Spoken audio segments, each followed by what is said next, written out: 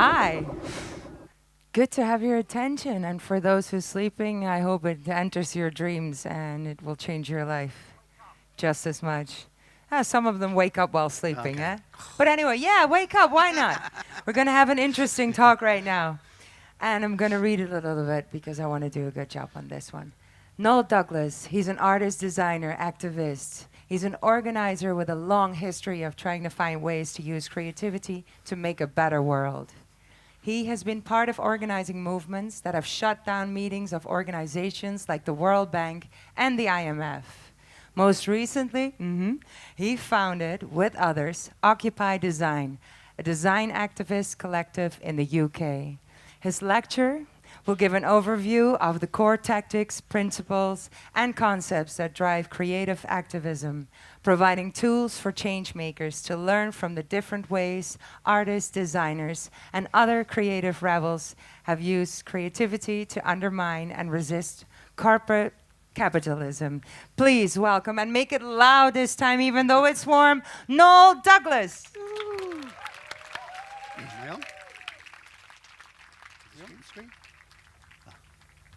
Okay, so hello everyone. You all right? I want to say thank you to the Boomers for inviting me. This is a really amazing festival. I've never been here before, but I'm sure I'm going to come back. This talk is called Beautiful Trouble, Creative Resistance to a Commodified World. As the introduction said, I'm part of Occupy Design. This is one of our pieces of visual propaganda. I'll talk a bit about our work through the talk. But let's start with Psychedelic Cat, because we're at a kind of psychedelic festival. I put it in Portuguese because I don't want to be an imperialist with my English language, seeing as I'm making you all speak English. So I'll explain it in English. This is a quote from the Italian revolutionary Gramsci, and it says, "The crisis consists of the fact that the old world is dying, but the new cannot be born.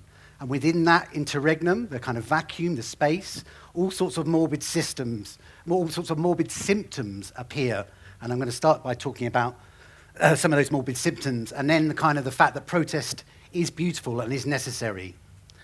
If you want to kind of follow up these ideas, and you can come at the end as well and come talk to me, most of the stuff is in this book, Beautiful Trouble, which activists in America managed to get together and kind of put all these kind of principles and everything into, beautifultrouble.org. So let's start with the morbid symptoms. How are the 1% screwing everything up for all of us? Okay, so you understand the contemporary form of capitalism that we're in, which is called neoliberalism. One, the rule of the market. This is Mario Monti. He was the Italian Prime Minister up until recently. No one voted for him. He was imposed by the banks on Italy. And neoliberalism is continually doing this, undermining democracy and imposing its own things onto it. It's worth knowing that the start of neoliberalism, the start of these policies I'm about to outline, happened in Chile under Pinochet. They did not come about because anybody voted for them. The American government helped to install Pinochet, overthrow a democratically elected socialist government, and really interesting things that the Chilean people were doing to organize their society from the bottom up, and then impose these policies on Chile and then the rest of the world. So the rule of the market, cutting public services. Now, if you're from Europe, which I presume most of you are, you'll know about this, yeah? The crisis of the banks that we bailed out with our tax money has now meant that all the welfare systems that we have are being continually cut back, right? You know this in Portugal, you know this in Spain, you know this in Greece, you know this in Britain, you know it everywhere, you see it everywhere. And because of that cutting back and the inequality that creates and the tension that creates because people can't get hospital places or whatever it is, or school places or basic services, we then have a very worrying thing happening in Europe, which is the return of fascism. So in Greece, you have Golden Dawn, who actually are in the parliament, and this is the kind of thing that they do. Greece's extreme right Golden Party are under investigation for posing as police. This video appears to show the group's supporters in the town of Rafina near Athens asking to see migrants' vendors' residence papers. Shortly afterwards, though, another group is seen kicking over one of the stalls and smashing up merchandise. One of the party's MPs justified the action. "We've listened to the problems of small goods sellers here.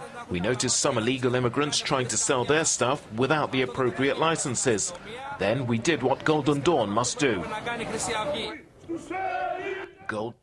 Now that's exactly what the Nazis did in the 30s, both trying to put people through parliament and then have street fighting gangs on the street trying to wreck things for people or commit violence against Jews and all that sorts of others.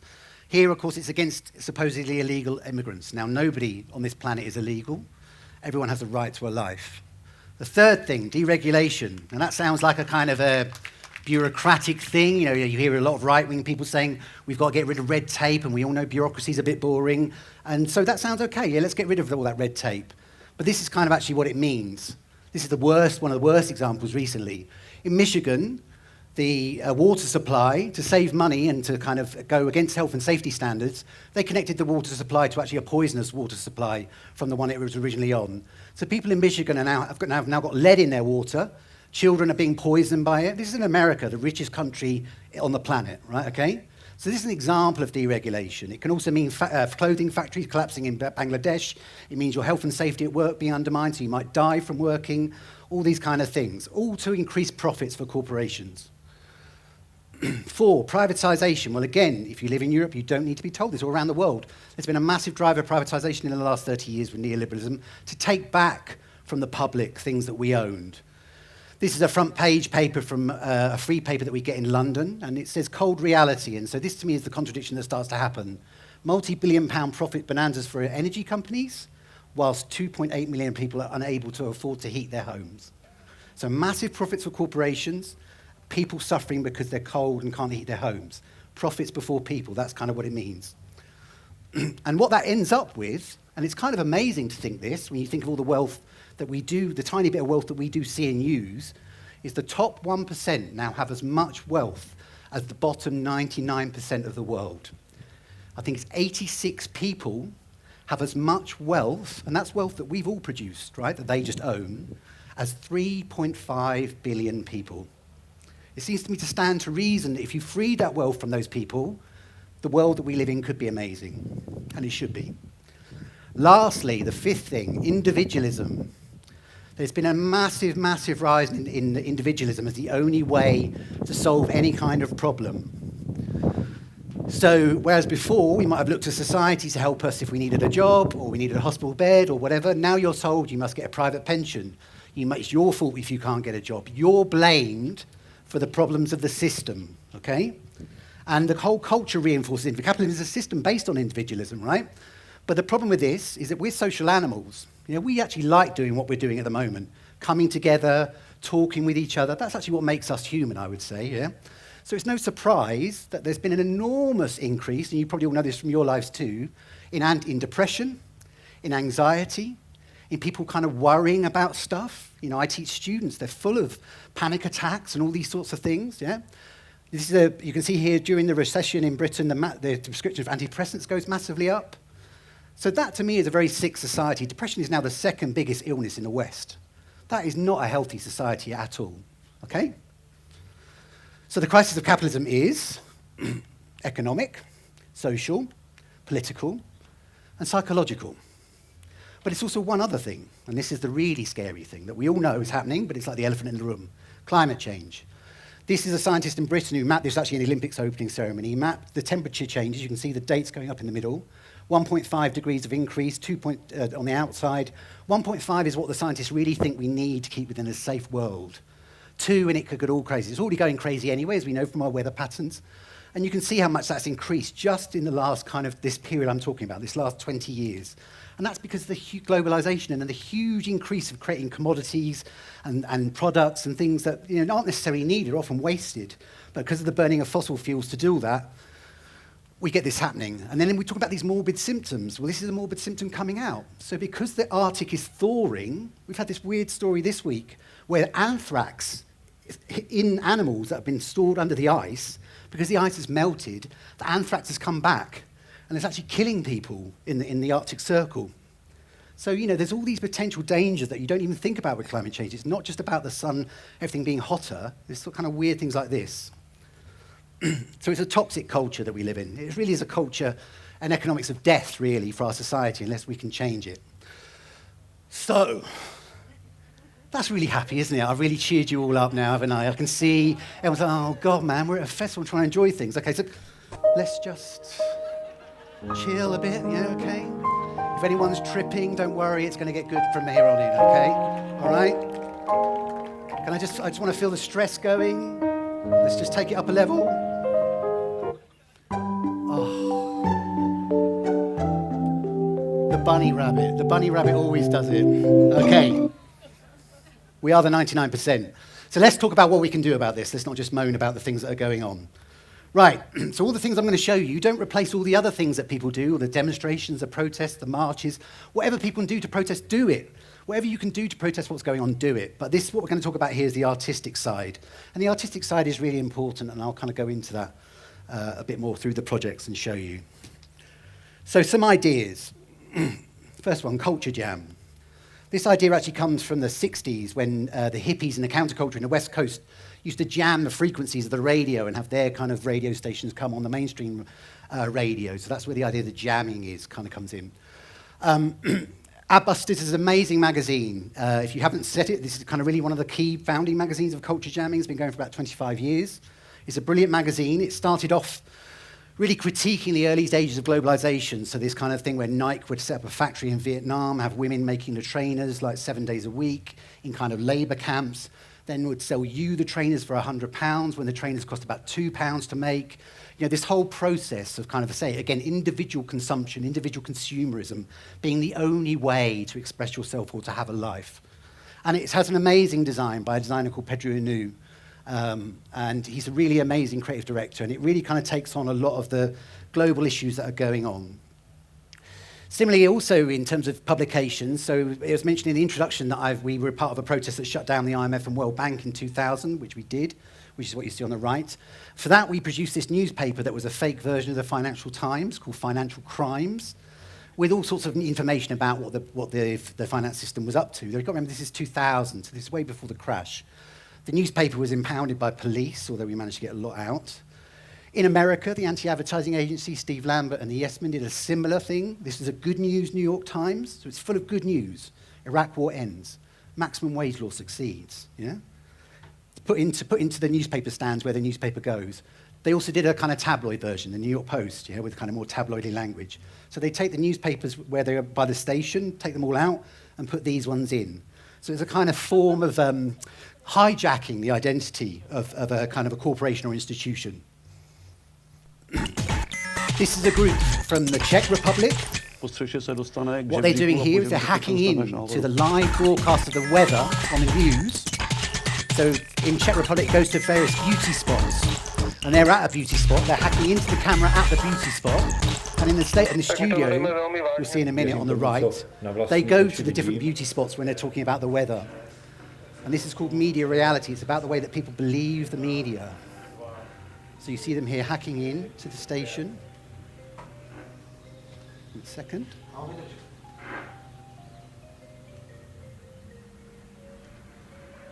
That's the live broadcast on the right, and you'll see what they do. So they impose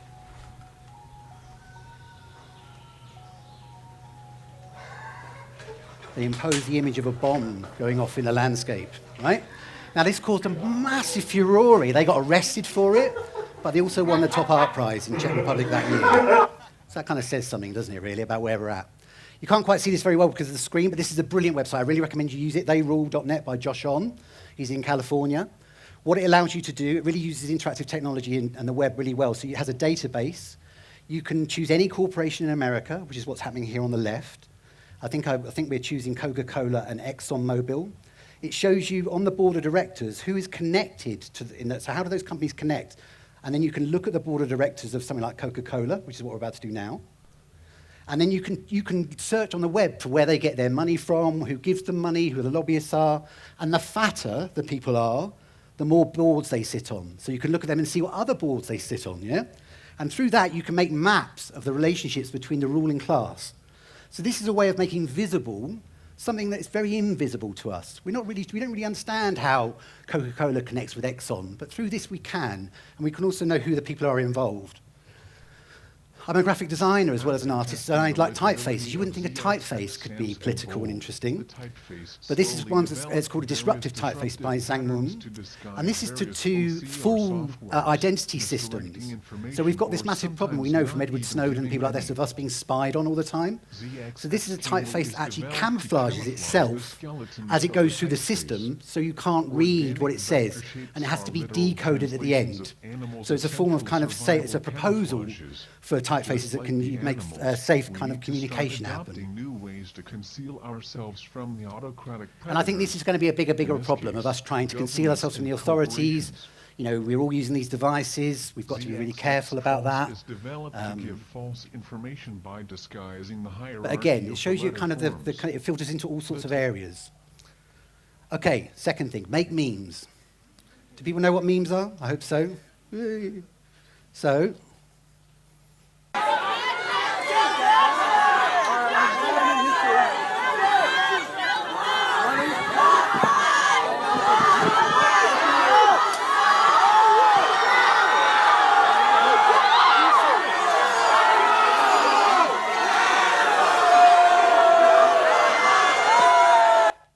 right, so that was a cop pepper spraying students at UC Davis College in America during an Occupy protest a few years ago. So it's obviously disgusting. He goes around pepper spraying people. If you've ever been pepper sprayed in the face, you do not want to be pepper sprayed in the face. It's like having chili burned into your eyes. It's really bloody horrible, and I've had it happen to me, so I know. But someone took a picture of this lieutenant doing this, put it up on Reddit, and then, this is what intrigues me now. See, people are fighting with images as much as words. People start to make memes out of this image. So you have the cop thing over the founding fathers of America. You have him kind of going over fine art paintings, yeah? You might have seen there's a John Travolta meme that's very similar that's been going around. Over the Constitution of America, yeah? Really kind of quite clever political plays with the graphics, right? The Banksy-style one. Of course, we've got to have the Banksy-style one, yeah? The search interest for this image kind of peaked as well at this point. So this is an interesting thing. You can do analytics and actually prove that these things are kind of popular at particular times. And then to show the power of this, UC Davis have spent nearly £200,000 trying to scrape this off the internet because it ruins their reputation so much. And this whole thing of ruining reputations, to me, is really important. So most corporations, they put loads into their brand image and how they are presented. And this is one of the biggest lies that we have going in graphic design. This is the BP logo. Now, the BP very intentionally changed its logo from a crest into this nice little green sunflower, yeah, right? But BP don't invest hardly anything in green technology. They invest loads in oil and fossil fuels, right? So it's a total lie, and this is what corporations are always trying to do. Now, Greenpeace set up a competition to undermine the logo when the Gulf of Mexico disaster happened, right? And this, to me, is very important, right? As human beings, we make symbols and signs. We're unlike other animals. We communicate in these kind of representational ways. But because we're divided by class, by power, whatever it is, we don't mean the same things when we use the words that we use. I will use the words very differently from the Prime Minister of Britain. And this struggle over the meaning is really, really important. You see that in this image. You see this struggle over the meaning, what that logo means, but also in these memes. So to me, these are very important because they're really interesting the way that they work through the social networks. And there is, if we kind of were more careful about it, we could maybe use them in a really interesting way. At Occupy Design, we collect these memes because I want to get them out of the corporate space of Twitter and Facebook and kind of save them. And so we have a website that does this, which is what you're seeing here, which, again, I've got the address for at the end. You can kind of have a look. But let's just have a look at some memes. So this is some of the stuff that we have collected over the last few years. What I like about memes is they're almost like condensed political arguments, like in one image and text, okay? So, you know, we kind of, again, we all know this, but it's still shocking, isn't it? So to end world hunger would cost $30 billion. And yet America alone spends $737 billion on military research. So $700 billion spent on working out ways to kill people, when $30 billion would just sort out most people's basic needs. I mean, you know, this is crazy, the world of capitalism, really. This is another one. This is what it would look like if the government was actually transparent. So I like this kind of the framing this way it works as well. It's like a two-stage process, yeah? So all the corporate sponsors up there. We're in Portugal. 40 years ago, there was fascism in Portugal, so I don't need to tell you about fascism if you're that old enough. But I think, again, it's kind of very sort of kind of to the point, very sharp, but it's kind of really interesting and creative too. Obviously, the movement has created kind of political representation and kind of people who are well known. So we've got things like Ingleses from Spain here with the anti-castor shampoo, the Podimus shampoo, or Varakis from Greece. Obviously, a lot of hope in him, and it originally here played as the anonymous mask. Again, it's very interesting the way that symbol has become a kind of symbol for rebellion in the last few years. American elections, so we kind of have funny things like this, you know, which sort of, well, funny and not funny, I suppose, but then kind of maybe more serious warnings from history too, you know. Again, we're at a psychedelic festival, so this is the psychedelic Trump and Hillary Clinton meme. It says at the bottom there is nothing you can do about this. Silly, stupid things, but again, things that undermine very serious things. So gun violence in America. Some guy in America did this thing called GOP dildo, where he replaced all the rifles that the Republicans have with massive dildos. It's a Tumblr website, you can go to it. It kind of undermines these people, doesn't it? But it's still a very serious situation because like this meme says, one of the things that's happened with the spread of inequality is that you've got the people in power have got to make sure that when people rebel, you can put them down properly. So you have this massive militarization of the police that's happened in the last 30 years. So here the two pictures are swapped round. Actually, the one at the top is Baghdad, and the other one is Ferguson, Missouri, But why are police acting like this? Because of what I've just said. And that's very important because obviously black people are being killed almost every week now in America, right? Which again, to me, is another sort of symbol of this inequality. It's appalling. And it's good that we see it. I mean, I think people may disagree with me, but I think it's really good that we see those deaths on the thing because it actually does stimulate a kind of movement.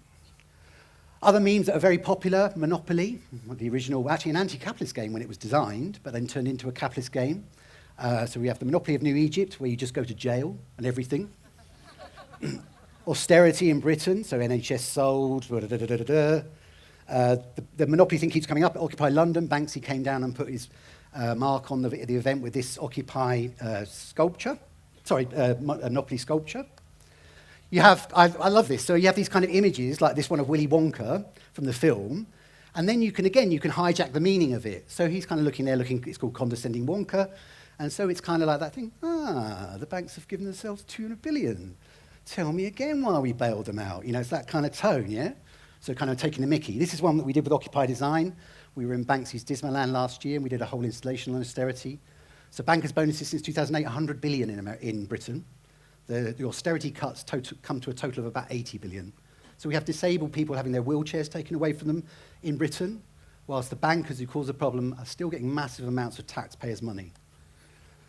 What would Jesus do? Well, you see again, so this whole idea that if you're on welfare, you're dependent on some way and you're a leech in some way. So here's Jesus saying we can't feed all these people. They would create dependency. Yeah? And of course, the real problem is the super rich. So it's kind of okay, well, we're arguing. So I've done this one because it says, while the middle class blame the poor, I'm going to park my boat in my boat. Yeah? How nuts is that? Anyway. Refugees. Refugees is a massive thing because, of course, climate change is going to cause millions of refugees, yeah? The Syrian problem is actually at root a climate change problem because the crops failed. 50% of the crops failed, and that's what caused the revolt along with the kind of rest of the Arab Spring. That's why the crisis has happened in Syria, right? So that's why all these people are moving. And again, I'm sure in your countries you get all this anti-immigrant rhetoric all the time, as if people are a problem. People are never a problem. People are productive. They can do stuff. Yeah? If you think other people are a problem, you've got a problem, You think that only leads to really, really bad things. So we might want to put our leaders in a boat in the Mediterranean so someone did it. You know what I mean, yeah? Let's get them all out there and see how they like it, yeah? They're allowing people to die. A couple more. So Stephanie Macmillan, she's great. She's in America. She did this book, Capitalism Must Die. Here's the logic of capitalism in one illustration. So you see the guy there sitting on the branch he's sitting on, but he's cutting it off because he thinks he can sell it for $20. Or, look at that devastation, son. There's almost nothing left in the natural world. I'm counting on you to squeeze the last scrapes of profit out of it. And that's really where we're at, isn't it? But again, to think about the power of memes, in Britain, this was 6 years ago when we had the election, when the coalition won. There was this posters for the Conservatives with David Cameron. It said, we can't go on like this. I'll cut the deficit, not the NHS. This was a £250,000 advertising campaign by the biggest advertising agency in Britain called Saatchi & Saatchi. It was undermined by one website and 3 memes, right? So this guy called Clive set up a website. He initially put 3 memes up where he kind of took the mickey out of the meme. And then a programmer got in touch with him and said, would you like it so the website, anyone could come along and make their own one? And he said, yeah, that'd be great. MyDavidCameron.com, you'll see hundreds and hundreds of these memes, people attacking the establishment. It's absolutely brilliant. So this was at the time of London riots, this kind of more crazy one with the kind of, again, the crazy meme character. But also kind of memes can be serious. So when Occupy Wall Street happened, some of the artists over there, designers over there, set up this Tumblr site called We Are the 99%. It had a very simple format. You were told to basically put your story, which might be that you've got no health insurance, you're dying, whatever it is, all sorts of horrible things. Put it on one bit of paper and take a picture of yourself and then upload it to the Tumblr site. And if you go there, you see, it's very sad, actually. You see this kind of like, but again, it's important for people to kind of make it public, the problems they're having. So you see problem after problem, yeah? But the fact is, it's almost like a religious thing. So the fact that kind of people express it to other people means that people stop being alone and stop being worried and can actually hopefully kind of find some sort of resolution.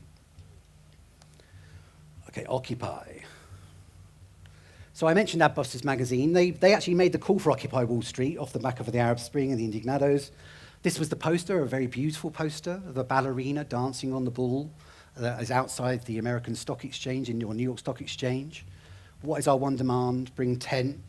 They only put that out as a poster. They didn't actually organize anything, but some people in New York decided to organize and created the Occupy Wall Street. So then you have kind of all these other interesting things. You have this kind of way that people want to talk to each other, so they use the very simple cardboard signs. You get really interesting ones. I mean, I think you'd pay an advertising agency a lot of money for this kind of clever copy. So lost my job, found an occupation. It's very, very clever plays. It shows the creativity of people, of everyday people that's just there. The Occupy Wall Street Journal was produced in America, and around the same time, we occupied outside the London Stock Exchange in London, and we started up the Occupied Times, because obviously the Times is our paper in London. So these are some of this is continued. This is now a bi-monthly magazine, which really talks about the kind of problems of precarity, of insecurity, of all the kind of the modern problems that people are facing. These are the covers that of the last kind of year. And then on the back, we try and do kind of a poster that people can use. And part of this is also about updating the aesthetics of protest. So we're really interested in thinking about how the aesthetic of the protest graphics is contemporary. You know, it doesn't look back to kind of the past. It might have some of the traditions in terms of some of the language, but very, very contemporary graphics. So this was one for Strike Debt, which was a movement in America to buy up student debt and pay it off. This was one about the way that they shut down public networks when big protests have happened. This is one, this is a quote from Aaron Swartz. It says, "Sharing isn't immoral, it's a moral imperative," which I think is really the kind of, you could sum up what the problem, what we've got to do in this century, really. Aaron Swartz is an amazing young man who set up Reddit, who was very much an advocate for open information and open systems. Because of this, he was hounded by the American government and actually committed suicide, unfortunately, a few years ago. But, you know, it's because of people like him, really, that we're having all this amazing technology that does allow us kind of to communicate in a much more profound way than we ever have before. We supported the movement in America. This is Occuprint that did a Kickstarter to raise 25 grand to be able to produce posters for the movement. So this is some of those that were made, 1% against the 99%. Decolonize Wall Street. Wall Street in New York is built on an ancient Indian burial ground. That's very interesting, isn't it? You know, so this is what this one's about. Again, we talk about aesthetics. So again, none of this is kind of referencing fists or you know, not that there's anything wrong with that necessarily, but you know, the kind of things that we think of when we think of protest stuff. So here, very contemporary looking things. Taming the bull. The Monopoly figure again. Just because I know that you want another cat picture, we've got another cat picture. So cats come into the protest iconography. That's really cool. This one's even better. So you have the kind of video game language. The cat, I mean, why shouldn't cats be part of a political protest? If you are all posting cat pics on the, I bet the best place to put political stuff is on where people are putting cat pictures, because we'll get the most people looking at it, right? So let's think about this. Let's try and use this, what we're doing, yeah? Illustrators in America set up, made a pack of playing cards during Occupy Wall Street called 50 Shades of Greed, where they explained on each card how the financial system works. You know, there's all these weird things like derivatives and things that people don't quite understand. It's all essentially gambling with our money. But this pack of cards helps you to understand it and illustrates the people involved. One of the other Occupy protests was in Hong Kong recently, where it was a protest for democracy. And again, some very, very clever graphics. So here, instead of a tent, you have the umbrella as a symbol. So it's interesting, again, that these kind of everyday things become symbols of protest. So here the umbrella is in the brain, or there's the idea. Then you have these, I found these really beautiful. So like people would have this massive camp in the middle of Hong Kong, and then they're decorating their tents in these kind of interesting Asian sort of political ways as well.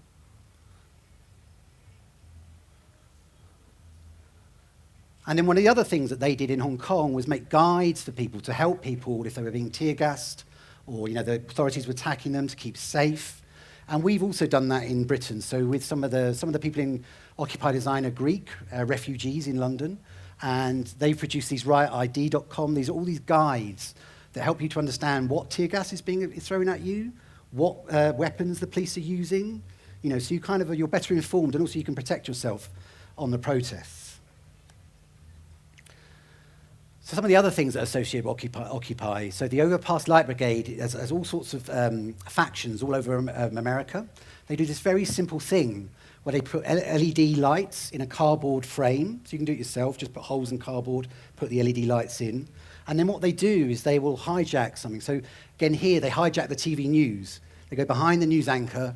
And this was when the McDonald's workers were fighting for $15 an hour in America. $15 an hour. I mean, God, what is that? It's about 10 euros, isn't it? It's pathetic, right? But this is what they did. So again, the news obviously don't want these people there. But what do? Do they stop the broadcast? Well, maybe not, So this thing of reframing is also playing to an audience that isn't there. You're not playing to the audience in front of you. You're playing to an audience who are watching the TV or whatever it is. So this is another example of that. This is not an alternative. We did this very strong identity stuff for Occupy Wall Street with these yellow signs. And this was when Occupy Wall Street was being kicked out. And so the way this functions is they have all these signs. I will never own a home in my life. I will never pay off my student loans. I will never get a job in this economy. All, again, common problems that we're all facing. And then they're getting kicked out. But because they've made those signs, what it means is that when the media image of that demonstration happens, the text in the papers might be saying, oh, it's hippies, they haven't got jobs, oh, they're not whatever it is they say to delegitimize protesters, as if they're some aliens or whatever. What you've got in the pictures is actually what the protesters want to say about the protest, So you've got all those points being made in the images. Again, it's a hijacking, a reframing of the media frame. This is another example of that. So we did a climate camp in 2005 to try and stop the third runway at Heathrow. So this is a direct action camp, a bit like this, set up in a field, has loads of talks during the week, and then has a direct action at the end. This was the start of the direct action with a demonstration with a banner that says, "We are armed only with peer-reviewed science," right? And all of the banners in the front are all actual people who live in the countries that are going to be most affected by climate change first. Mostly the global south, mostly the indigenous cultures, right? So you put the people who are going to suffer the most at the front of your demonstration. And the reason why that kind of matters is that this is another example of this. This is called the book block. It's happened a lot in Italy and in Britain. And this is where people make a foam kind of barrier to protect themselves from the police, but they put on the front of it the title of a book cover. And so what you get is these very beautiful images of the police, this is students, the police attacking knowledge, Think about what that represents in an image, right? So this is, again, it's a kind of non-violent civil disobedience. But it says, we are the ones who are knowledgeable. We are the ones who want the better world. You are the one attacking it and trying to destroy us. As Occupy Design, we do print stuff, but we also do projections. So when the Greek no vote was happening, when was it last year? We projected this onto the German embassy in London with Angela Merkel doing the three wise monkeys, to get them to cancel Greek debt, which obviously they haven't done. But, we've got to remember, people in Greece are really, really suffering. There's tons of suicides. People's pensions have been massively reduced. Also, the European Central Bank can keep its profits up. It's really, really disgusting. This is another project. It's called Brandalism. We've just done this in Paris during the COP summit in December, the climate summit. So what Brandalism does is they take over, illegally or unofficially, take over advertising sites. So most of these bus stops, I don't know if you know, but there's a little key that you put in underneath the thing and it opens it up. And then you can take the poster out and you can put your own poster in. So you just have to have the key. And we've got loads of these keys, right?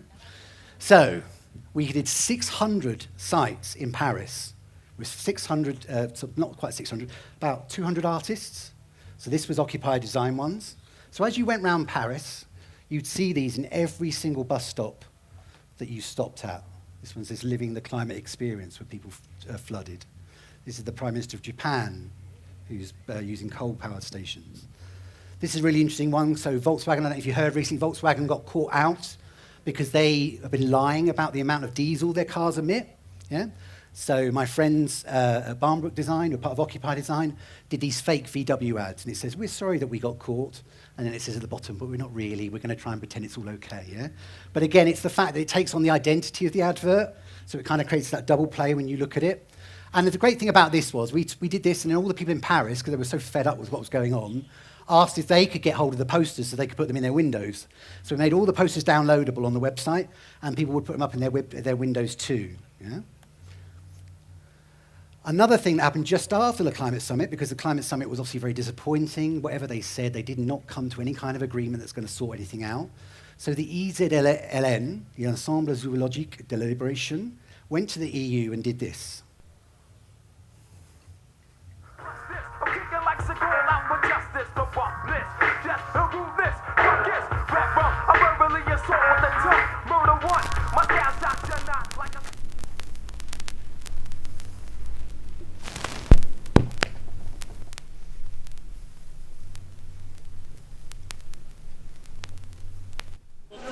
Bonjour monsieur. Je voulais juste voir monsieur. On a rendez-vous avec monsieur Victor. On a rendez-vous avec lui. On va renégocier l'accord. Oh mon Dieu! Voilà ce que fait l'Europe. Elle ouvre ses portes aux lobbyistes industriels. Et nous les animaux et la nature, on n'est pas entendus.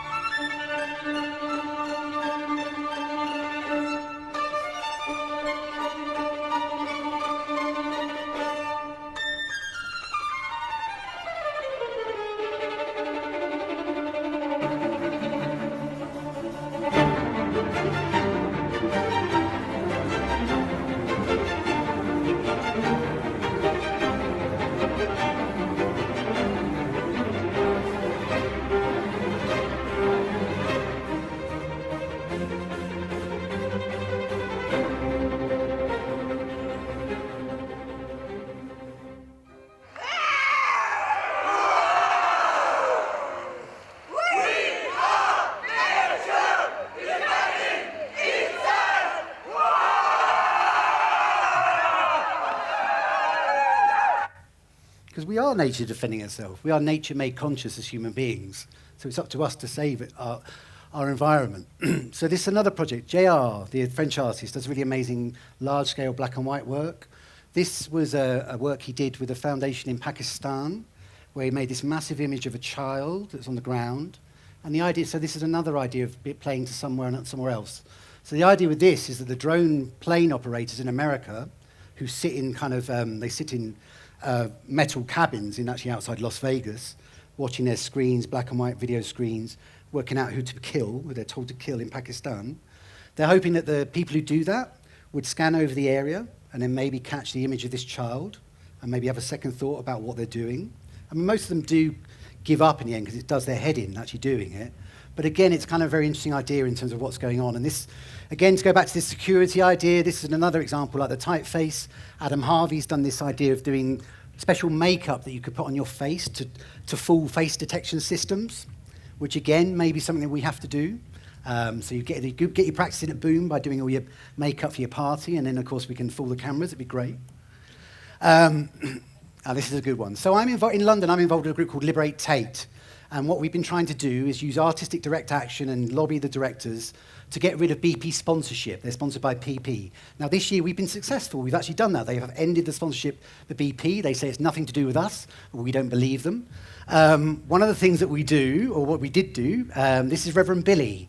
He's a preacher, and what he does is he takes on the form of an American preacher. Now, you know, they're quite reactionary generally, but that's a very powerful form. And what we did was we went into the Tate Turbine Hall. I don't know if you've been in a Tate Modern in London. It's a massive hall where everyone can see down from the sky. We're in the galleries. And we decided that we were going to exorcise the BP logo from the Tate Modern. So Billy has a choir with him.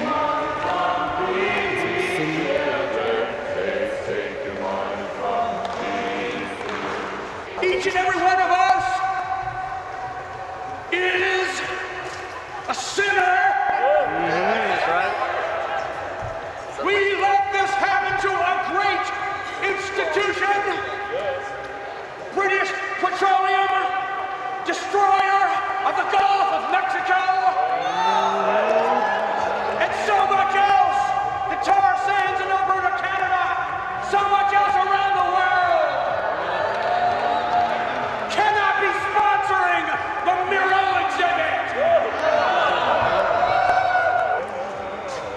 Wash me, anoint me, sacrifice me with the blood of the earth. Yeah. BP money is the devil. BP money is the devil. Power, power.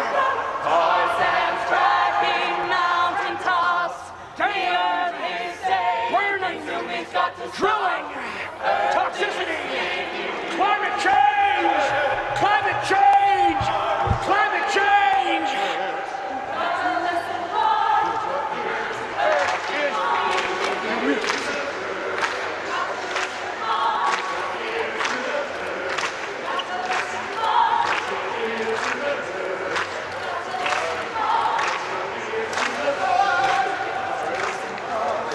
Each of us, as a moral individual,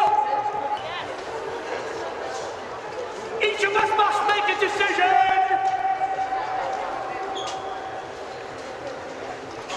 to exorcise British Petroleum from this place.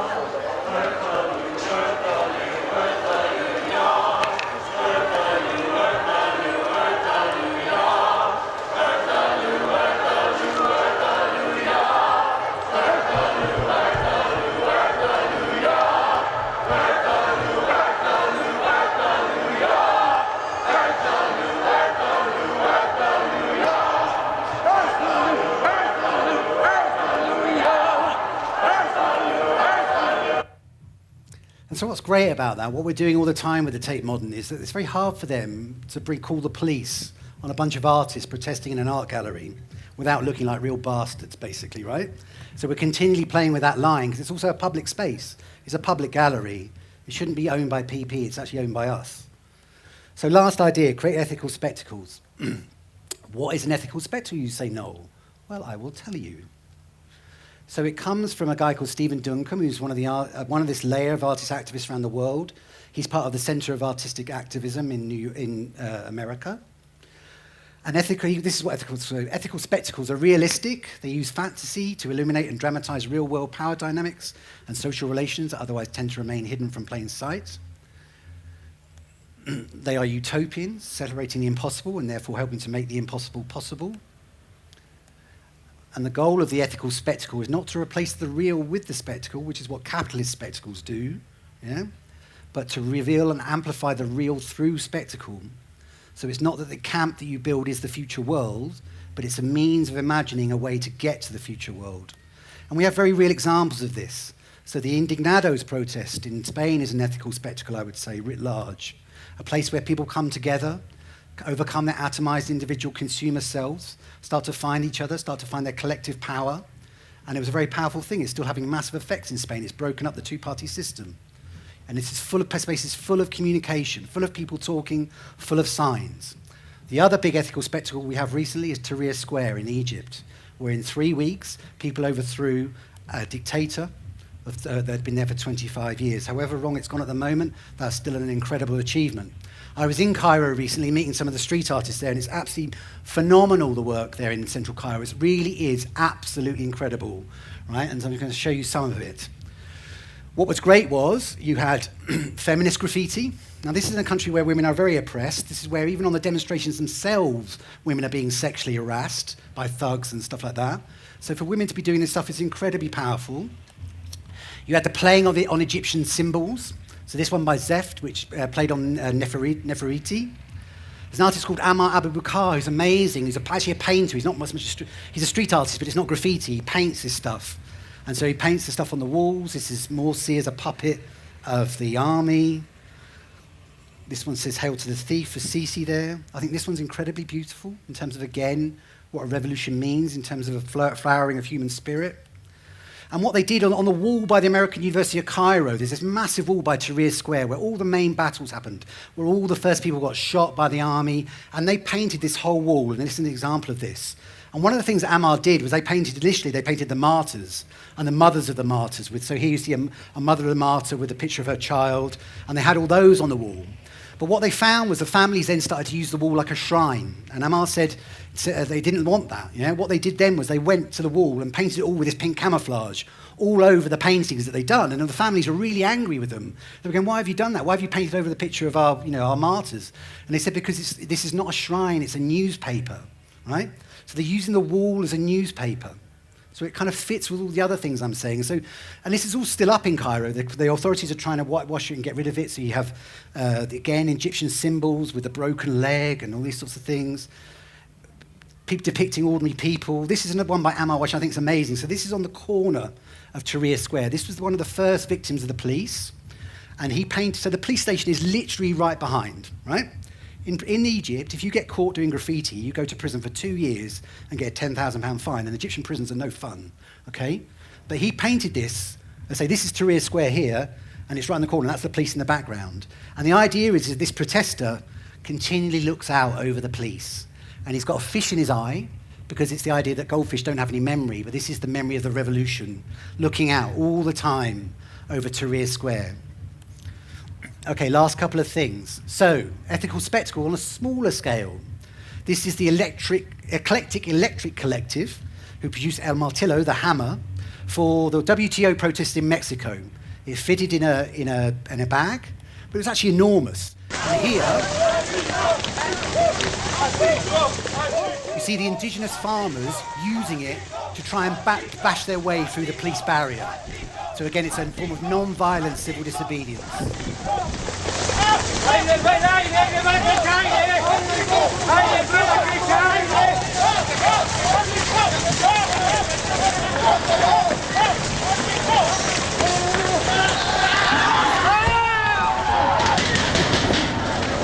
And they didn't do it that time, but imagine if we had 200 of those all going at the police lines. I think we'd do it then. Steve Lambert is part of the artistic agency I talked about earlier with Stephen Duncan. He did this amazing thing where he took this sign around America that said, "Capitalism works for me," and you had to vote. So he took it everywhere. This is in Times Square. This is in Times Square. What an amazing place to do this, yeah? And the point of this work is it's participatory. It's not the artist telling you something. It's the artist creating a framework like that We Are the 99%, and a lot of the other things I've shown you, where you can have a debate about something. How many people in America really talk about capitalism? So this is a way to talk about capitalism in a kind of non-threatening, kind of easy, interesting way, yeah, to try and help those debates happening. Okay, so let's finish with some things. So, in 2012, more than a third of the world's population had internet access, up 566% since 2000. An estimated 3 billion people are online. By the end of the decade, Google imagines 5 billion will be on the internet. 100 hours of YouTube videos uploaded every minute. 6 billion hours of video watched every month on the site. 1 hour for every person on Earth. 200 trillion visits to YouTube in 2011. 1930, there were 1 billion photographs taken every year. 1980, 25 billion. 2012, 380 billion, nearly all digital because of camera phones. 2014, 1 trillion a year, 25 increase since 2012. It's not just another form of mass media. It's the first universal medium. And the emerging society is visual as well as it's text-based, yeah? But the problem with this is if we use the media in the same way that capitalism wants, like kind of like an old wine in new bottles idea. So what you see here, this is from an essay called Ways of Seeing Instagram by Ben Davis, where he compared the selfie kind of culture to 18th and 19th century painting when people were showing off what they owned. Essentially, 19th century painting was saying, look, this is what I've got. And in a sense, we can all do that now with our phones. This is what I've got. This is the fun I'm having. Isn't my life amazing, yeah, right? But it's a very capitalist way of kind of dealing with it. Yeah? And the problem to me is it ends up with this, right? That we'll end up in our own little world, actually the world around us goes, yeah? So we have to have never before has humanity been able to communicate at such a vast level. And imagine if we harnessed that, what we could do with it. This is a picture from space, from the space station, and the little yellow line, which I hope you can see, even with the sun, is our atmosphere. That's how thin it is. When you're standing on the ground here and you look up, it seems enormous, yeah? But it's actually a little tiny bubble all the way around the world, yeah? It's a little tiny layer that keeps us safe. The other interesting thing about this is that when the astronauts go up into space, they have this thing called the overview effect. Because they're outside the Earth and they can see it all as one, they realise that we're all one, yeah? They all have this thing. They see it's crazy that we're all divided, yeah? And to me, there's a very interesting connection here with psychedelics, because actually this new research in psychedelics that's beginning to happen to take them seriously as drugs. This is brain scans when people are on LSD, and you see the way the brain fires in this kind of way. So you connect your brain in the same way that those people looking at the world have connected different parts of their brain to see the world anew. This is happening with psychedelics, but it also happens with art, right? It's because art is one of the ways that human beings, when you're looking at some kind of piece of art, whatever form it is, when you're in the moment, like when you're dancing or whatever it is, you sort of transcend yourself, don't you? You feel alive, you feel in the moment, yeah? It's kind of like it's an amazing experience, yeah? At its best, right? And that's why art matters to kind of protest movements and real social change, because it's one way that we can stimulate people's imaginations and really change things for real. So let me finish with this video. So this is another action from Liberate Tate, right? Now, we may not be able to get together millions and millions of people to make a revolution right now, but small groups of people can get together and do things that push us further along the road toward that goal. You know? And to me, the prize is that we could live in a world where every day is a festival. So what we did here was we brought a wind turbine from Wales, 16 metres long, 1 tonne. We cut it into 3 bits. We brought it ceremoniously to the Tate Modern, to the Turbine Hall, which is where they used to have turbines for the power, so it's got a historical connection. But it's also a beautiful piece of sculpture that talks about what the future could be. The eco-future, the future where we live in harmony with the planet, even with all the technology we've got. And it's also a very beautiful piece of art and a beautiful piece of performance. It's called The Gift, because in Britain you can gift a piece of work to a museum and they have to decide whether they want to take it or not. They actually have to debate. So again, we forced the Tate to have a debate about their BP sponsorship and what they're doing. And of course, this is uninvited. No one knows we're doing this, yeah? We're being naughty.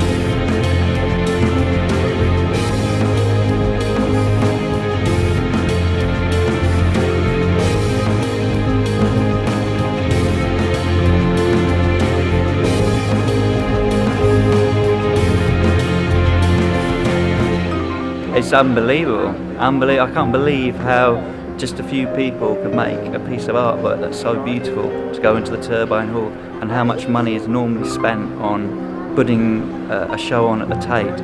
For instance, I don't know how much the Fiona banners cost to put up in Tate Britain, but I believe the headlines was that to get the aeroplane into the Tate cost maybe 100,000 or more, and that was the headline. That was what was important about the artwork, which sort of shows the priorities of Tate and how they misunderstand what's happening in the world at the moment, and they need to really think about what they're doing if they want to pretend that they've got some critical or radical sense that art can play a part in society in that way. Because at the moment they're just a joke. It's just a joke with the Damien Hirst there. Thank you.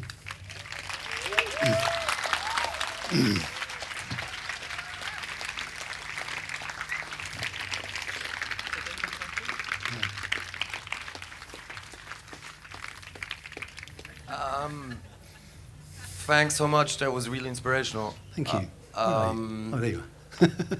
So I'm curious, when you do things in the Tate, when you do acts of civil disobedience in the public space, Sorry. how, fair enough. No, go on. How do you deal with the media? How does the media deal with you? Do they come to you? Do you invite them? Do you? I'm curious how you would go about that. So like any activists, we are very careful about how we deal with the media. We obviously have people in the media that we know are sympathetic to us. So we obviously tell them that we're doing stuff. We have our own people recording stuff, like the film you see there, so we make sure it's recorded for our own purposes. We send out a press release as well. Every piece of work that's done with Liberate Tate in the Tate is actually a piece of artwork. We call them performances, not protests. So every piece also has a kind of a piece, like you have in a gallery, this is made out of this material, and we give that to the Tate to further annoy them. You know? But that's how we do it. Obviously these things are very newsworthy, so we have been able to get front pages of the Financial Times and things like that. It's kind of got that, because again, it's about the aesthetics, isn't it? It's about thinking about the images, thinking about the image you create, and making a powerful image that doesn't just work on the process itself, but as I say, works in these other spaces. But obviously you have to be careful, because the corporate media, certainly the corporate media, will try and do you over a lot of the time. But we do have friends within the corporate media, so it's not a kind of monolith in that way. Aye. Okay, this might be kind of a simple question, but what's your perspective on armed resistance? On resistance? Armed resistance. Armed resistance.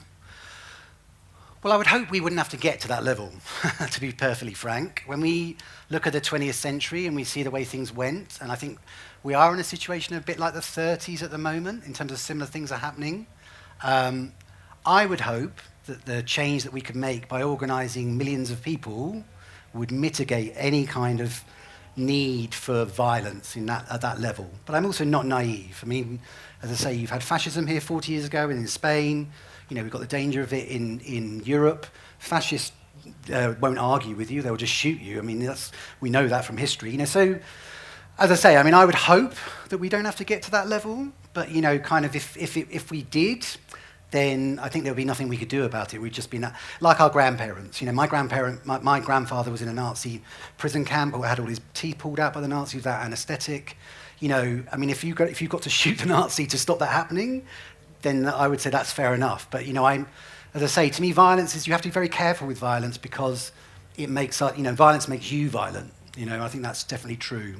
So to me, that's why I'm emphasising the role of the communication technology. That if instead of making selfies and just saying, hey, what we're doing and whatever, if we could use that to organise at a mass level, I think there was some study done, but you only need to mobilise something like 5% of a population to overthrow a government. So I think that's the key, is mobilising the mass. If you have the mass, then you minimise any kind of violence from the people in power trying to stop you from changing things. Okie dokie.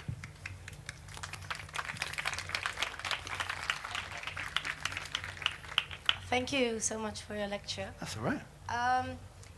So when I study at the university, they do stuff like this, but it's just history and philosophy and just small examples. And what you did in 1 hour was like 20 times what we get. in our education. I think Thank you. everything is political, everything is ideological, and education plays a big part in it. And I was wondering, like, if this certain presentation is also online, so I can send it to my professors, because I think they should put so this I'll get at loads schools. of it. Where are you from? Which country? The Netherlands. So I won't be able to go to the Netherlands again, and all the professors will be angry with me. No, but it's good to... No, I'm joking with you, I'm joking. Yes, absolutely. No, we can get it online. If you... we'll put it up on the Occupy Design website. Yes. So it's no problem, we'll sort that out. Send it. Absolutely, yeah. Thank you. All right. Hi. I'm involved with a refugee camp in Cali in the jungle. Cool. And I'm a chef there. We're based in a kitchen. That's great. One of the questions that we get asked loads is how can we get involved? People think they're helpless. Have you got any tips for everybody generally? But have you any tips on how to make it more accessible to people what they can actually do? Because you don't really need permission. No, absolutely not. I mean, but again, I think, we've got to stop. You have to stop. I call myself an organizer more than an activist, because I think I don't want to be an activist, you know what I mean? I'm kind of bored of being an activist. I want the world to change, you know what I mean? I don't want to have to keep doing this. I don't know why I feel such a strong desire to do it. It's probably to do with my background. I was brought up very poor. I was, all sorts of things like it is with anybody. But I think what I'm trying to emphasize here is that you do whatever you can do. Right? People have got kids, they've got jobs, they're busy, whatever it is, yeah? If you can just go down your street and leaflet your street to get people out on a demonstration, that's great. If you're are you a chef? Yeah? If you're a chef, you can go to Calais maybe for a week and help. I've got friends that are doing that too. We're about to go do, with Occupy Design, we're about to go do a workshop with some refugees in Greece and help them kind of make stuff that they need and with Greek activists, But I think it shouldn't be seen as like a profession or something special. I'm not special, right? I'm just someone that wants to do stuff. And what I'm trying to show you here is people who've just done stuff, yeah? Like no one said, can you put a turbine into the work, and so we can get rid of BP? It was like we sat down as artists, thought, what could we do that would really anger the Tate Modern and really embarrass them? And what's the biggest thing we can do? I suppose that's the thing I'm trying to say from the talk. Let's be ambitious. Let's not just kind of think, oh well, if we just do this, let's try and do the biggest thing we can. Let's try and get the most people together. Yeah. Yeah, I mean, it's like, this is what you're doing here, isn't it? We're getting people together in a different environment from their everyday life so they can really think and reflect on what life is like and how life can be, Festivals, as we know from history, festivals and carnivals are incredibly political things. Even if you'll just come here to dance and get off your head, there's still an element of politics to that because the rest of society doesn't allow you to do that, right? Carnivals in the past were where the old orders were overturned, even if it was for only a few days, yeah? But it's kind of, that's the importance of the carnival and the festival, yeah? And it's still here embryonically, yeah? And like everyday life could be like this. I mean, maybe not here next to this lake, do you know what I mean? But like everyday life could be like a festival if we controlled what we did, yeah? Why not? Why do we have to work all the time? What's we have to work all? There's so much wealth. We could all be working 2 days a week and there'd still be enough for everybody, yeah? So I'd say just be ambitious, but go for it. Do it. If you're thinking, right, should I do this? Don't be frightened. Get together with some other people who want to do it too. You've got the internet. Find those people. They may not live next to you. They might be international. Okay, so then whatever, yeah? But I think the key thing that what I've showed you, or what I'm trying to show you here, is that it's not disconnected from social and political movements. It's seen as part of it, and that's what makes it different from art in a gallery. Yeah. Well, first of all, thank you for all these wonderful cat photos. No, seriously, it was a wonderful presentation. Thank you for that. No problem. I just wondered what the actual itinerary for policy change looks like. Because so far it seems to me you've identified the problem, yeah, and you've gotten some people who are pissed off enough to actually put themselves out and to digest these problems in a way that raises awareness. Mm-hmm. And I just wonder what comes next, because when you talk to a lot of NGOs about what they do, what their goal is they want to raise awareness, but I always wonder what comes next. Is it about kind of like pushing more people into voting more leftist parties or policies, or is it more about like that there is some central uprising in whatever way? What is the final goal that actually implements policy change? Because I'm always not very clear about this. You know what I mean? Well, I mean, I can't solve all the problem. It's a mixture of things, I would say, right? So I'm a revolutionary, Absolutely. I'm anti-capitalist. I want to see us transcend capitalism, go beyond it. I think it's a mixture. So you see, with some of the things I've talked about, like the Indignados, that's gone into the politics of Spain with Podemos, and whatever people's criticisms of these things, these are all examples of this coming through. Syriza in Greece, at the kind of political party level, so you've got that happening. Now there's all sorts of difficulties with that, of course, because it's meeting resistance at every level. Then there's kind of things like we see down here, like all these embryonic green tech, ways of sharing things, all these ideas that are coming through the network technology, I would say, yeah? Which to me are also part of the answer, yeah?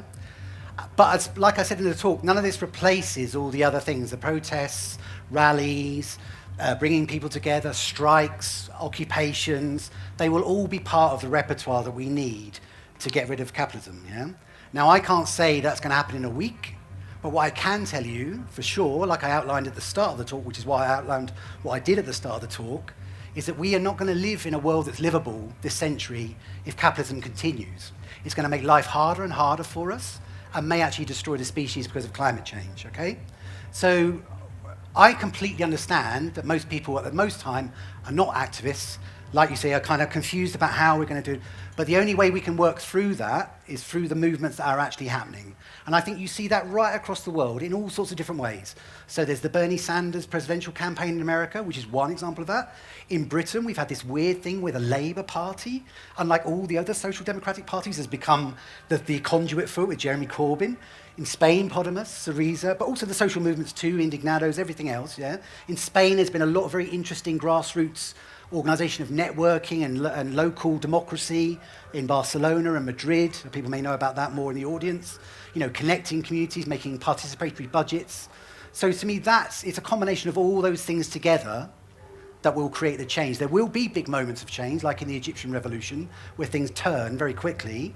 And I think we are seeing that in the world. I think we can definitely feel, that's why this quote is here. Because to me, I think we are definitely in a transition.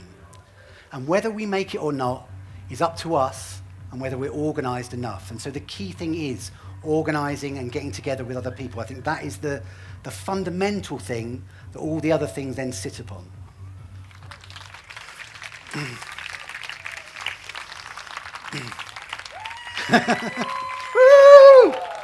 Now I can party!